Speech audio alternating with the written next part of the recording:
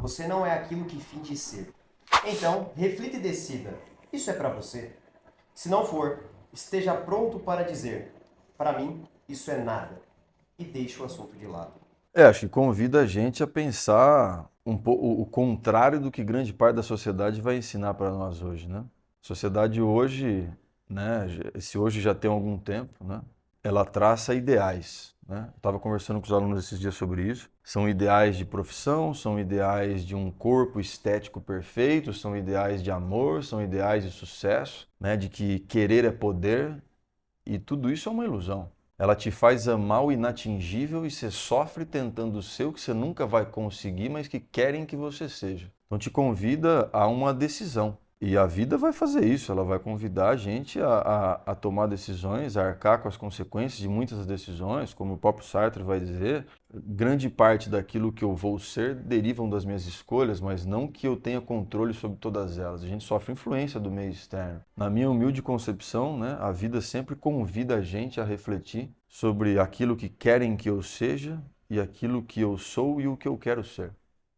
Acho que é um conflito contínuo, né? Mas eu posso estar sendo muito pessimista, né? Para mim é uma sociedade extremamente adoecida nesse ponto, de ensinar para a gente em todas as instituições, tá, cara? Todas, inclusive na escola, no sistema educacional, né? Na sociedade de maneira geral, na mídia, de que existe um ideal a ser alcançado, né? O próprio Nietzsche, né, diz, ele fala assim, quando Nietzsche está fazendo uma crítica ali ao cristianismo, então ele fala, em nome do céu, nega-se a terra, né? Quando a gente ama o ideal, a gente nega o real. Isso que querem que eu seja é o ideal de alguém que não é o meu. E eu vou ficar lutando para atingir o que o outro quer e não eu. Até rimou. Mas, então acho que é um convite, é uma reflexão com relação a essa imposição da vida mesmo. Você acredita que os alunos eles deveriam ter um momento de quietude e refletir? Será que é realmente este o curso que eu quero fazer?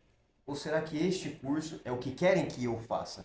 Será que faz sentido para o aluno um dia chegar em casa, ficar em silêncio e começar a pensar nisso? Faz sentido?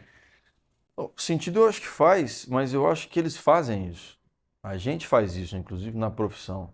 A questão é o quanto eles reconhecem que eles fazem isso, né, e o quanto eles se permitem fazer isso. Porque existe uma pressão muito grande para determinados cursos, de novo, para determinados ideais, né? Agora, pô, como alguém que dá aula de filosofia e sociologia, é óbvio que a gente ama a reflexão, mas a gente tem que tomar cuidado também, né? Pensar demais, às vezes, é viver de menos, né? Então tem que tomar cuidado, porque refletir é lindo, é maravilhoso, e a vida vai convidar, a vida vai forçar, né? Mas tem que buscar.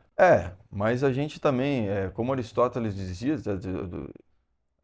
a gente tem que buscar um equilíbrio, né? Eu sei que é fácil falar, é complicado fazer, mas inclusive para reflexão, né? Acho que se o aluno é convidado a essa reflexão, se ele já pensa, é isso que eu quero ou não, é porque ele já não sabe se é o que ele quer, né? Exatamente. Então, ele mesmo já está se vendo numa situação de alguém que precisa pensar de fato. Só que óbvio que, por mais que a decisão seja tomada, né? Mais do que ser tomada, ela tem que ser vivida. E é ali que vai perceber de fato se identifica, se não se identifica, se era aquilo mesmo, se não era, né?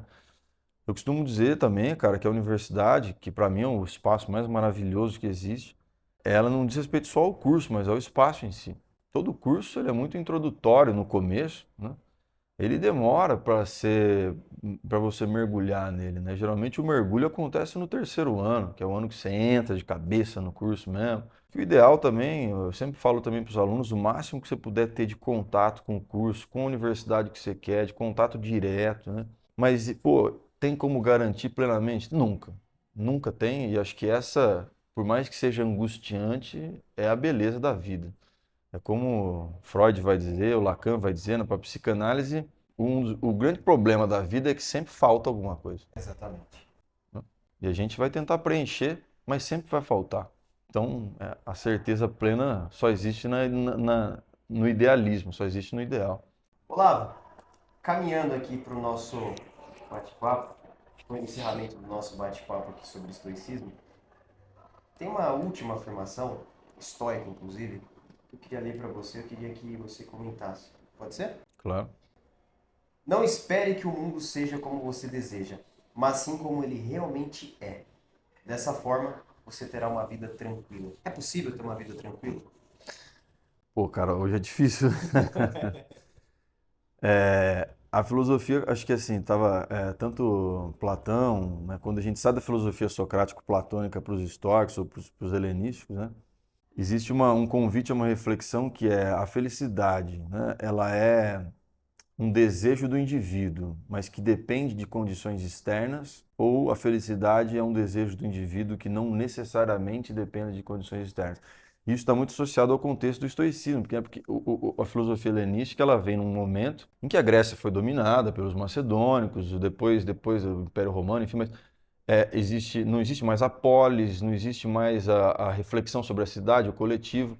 Agora é o famoso cidadão cosmopolita, né? O cidadão do mundo, né? O cidadão do universo, né? Então, pô, tá tudo meio caótico, mas será que eu posso encontrar felicidade nesse meio? Cara, num mundo tão imediatista, frenético, exigente como o nosso, de tanta desigualdade, miséria, lógico, pobreza, né? Mas de tanta exigência, pressões, de criação de ideais que vão vir por todos os lados. Pô, eu dizer que é impossível não é impossível. Eu acho que tranquilidade nunca é plena, né? De novo, a gente é convidado a lidar com esse problema, né? Eu volto à psicanálise, ainda que eu não seja psicanalista, tá? Eu faço curso, estudo, mas ontem mesmo um professor meu falou assim, ó, o amadurecimento, o crescimento, né? Não é completar a falta. Se a vida é falta, se para nós o problema, a angústia é falta, o amadurecimento é você ir gradativamente sabendo lidar e se relacionar com a falta, né? Isso talvez possa te tranquilizar um pouco mais, mas é um processo tranquilo? Não, não é, não é. Então, eu acho que assim, eu fico muito preocupado, né, com relação ao futuro. Enfim, as relações cada vez mais virtuais, relações cada vez mais fluidas, relações cada vez mais líquidas e de ideais, né, de ideais. A gente cada vez mais nega o real, a gente cada vez mais se distancia do real. E, cara, aí é a minha opinião, tá? A minha opinião, nesse mundo virtual, não, ali não tem como ser tranquilo. Ali não existe tranquilidade, né? Ele pode ser usado, né? A gente pode pô, usar muito bem. A tecnologia não tem índole moral, tá? A tecnologia não faz escolhas, tá? Ainda que talvez eu esteja quase lá. Mas assim, a tecnologia não decide, né? A tecnologia não é boa ou ruim. Ela deriva de como a gente vai usar, né? E a gente não tem ainda uma, digamos, educação virtual, né? Que pelo menos seria o desejável. Então essa tranquilidade acho que ela está bastante distante. Não que não seja possível. A filosofia pode ser um recurso, a terapia pode ser um recurso, o esporte, enfim, os prazeres, os lazeres. Mas, em contrapartida, vem uma exigência, para além de todas as condições objetivas, pobreza, miséria, desigualdade, putz, que torna isso complicado, cara. Complicado. Possível é, Eu me mas lembro de uma afirmação do meu avô. Ele falava assim, ó, se a vida te der limões, faça uma limonada. Eu às vezes começo a pensar nisso, eu penso que isso daí é meio estoico, não é não? parece, né? Parece, mas assim, você não pode entender, na minha concepção, o estoicismo ele não vai reafirmar de que querer é poder, tá? Aham. O estoicismo te convida a aceitar, não a fazer, de certa forma, né? A reconhecer o mundo como ele é e não a adaptar o mundo a mim. Eu brinco que eu morava com um amigo que reclamava muito, né, cara? E eu amo ele. Acho que eu também reclamo bastante. E eu falei, pô, por que será que as pessoas reclamam tanto? Lógico, uma ingenuidade, mas é para além, pô, de novo, para além de todas as adversidades que existem, né? E as pessoas têm direito e necessidade de reclamar, tá? Pobreza, opressão, desigualdade, miséria.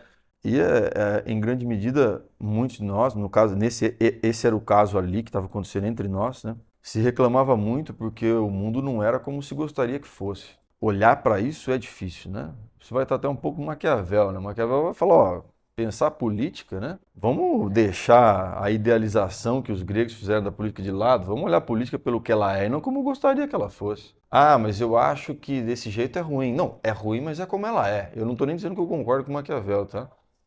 Mas é um convite ao real, de acordo com ele, né? Então acho que o estoicismo faz isso sem entender, tá? Que eu tenho um poder sobre as coisas. Não, eu estou submetido a elas, né? E aceitar o real, olhar para o real, nunca é simples, nunca é fácil, mas é transformador. Isso eu não tenho a menor sombra de dúvida de que é transformador. Seja para o real externo, seja para o real interno. E aí, você gostou? Sabe muito, não sabe? Valeu, professor. Valeu, Obrigado, hein? obrigado, mano. Obrigado, viu?